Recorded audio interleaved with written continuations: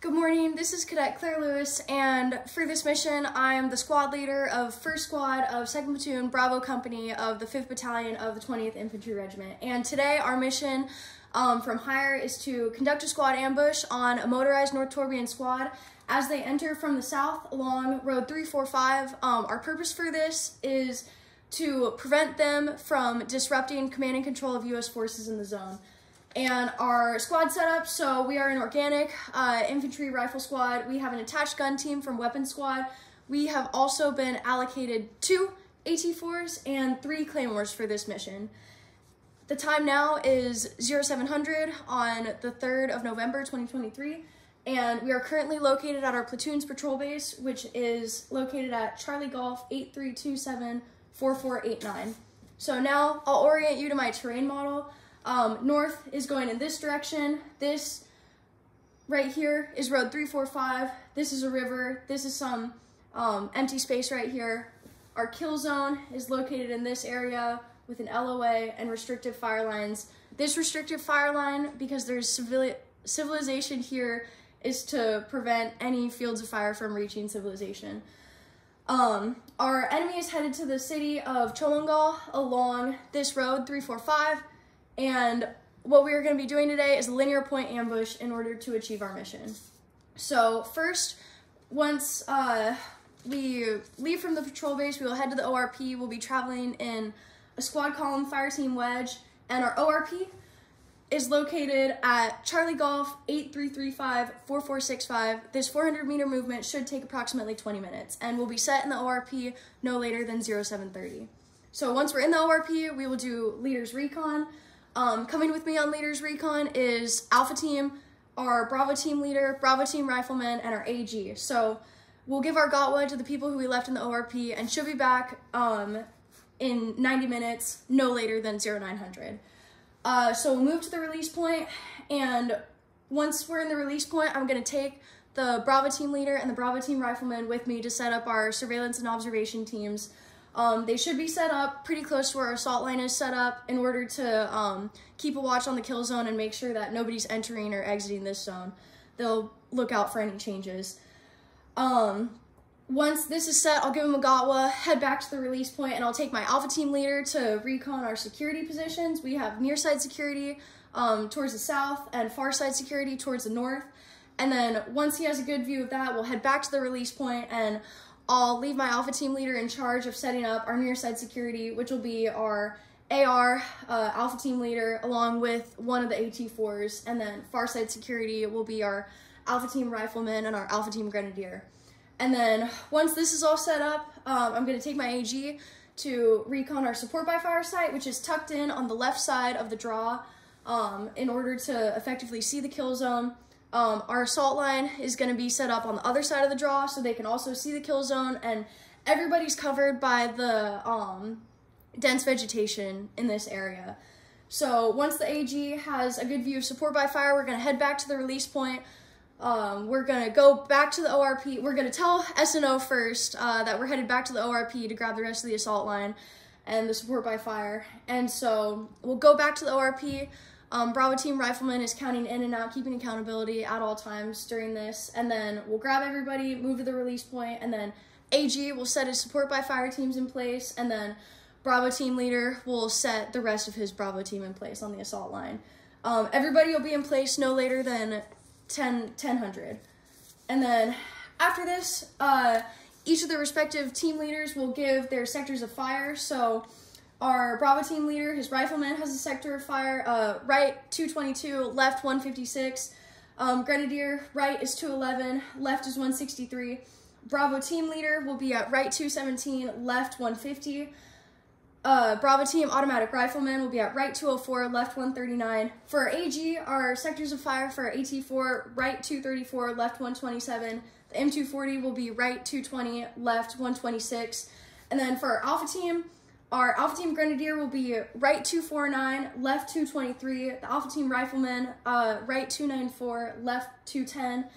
And then our Alpha Team Leader will be right 254, left 176. Our AT4 will be right 242, left 187. And our Alpha Team AR will be right 227, left 181.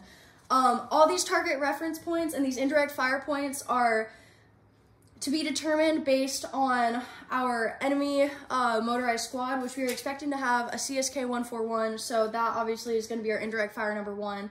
And then the second AT4 is going to be focused in case the CSK 141 takes a right turn and heads that way. So our early warning pace plan from our security teams: primary is a VS-17 signal panel, alternate is the attention hand signal, contingent is a runner from one of the security teams notifying either of our assault line or our support by fire. And then during this time, our assault line and our support by fire is preparing to go weapons free.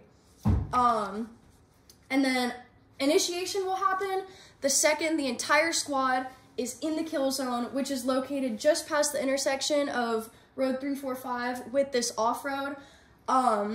Our first primary is our weapon squad AT4 will fire at their CSK 141.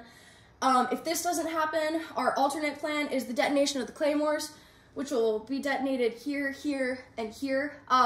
This is in order to block the enemy's movement and consolidate them into the kill zone for us to act effectively.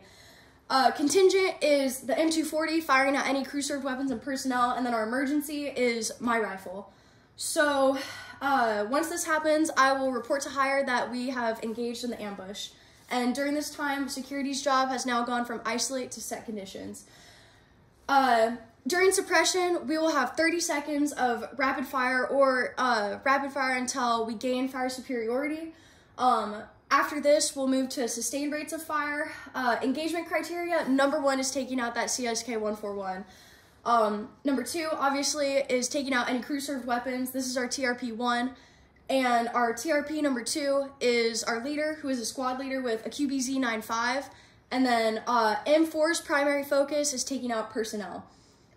After this, once we've achieved fire superiority, support by fire will shift their fires and then lift their fires in order to provide safety for the assault line to assault through the objective. So since the AT4 should have already been fired, the only one that has to shift is our M240, whose right limit won't change because it's outside of the kill zone.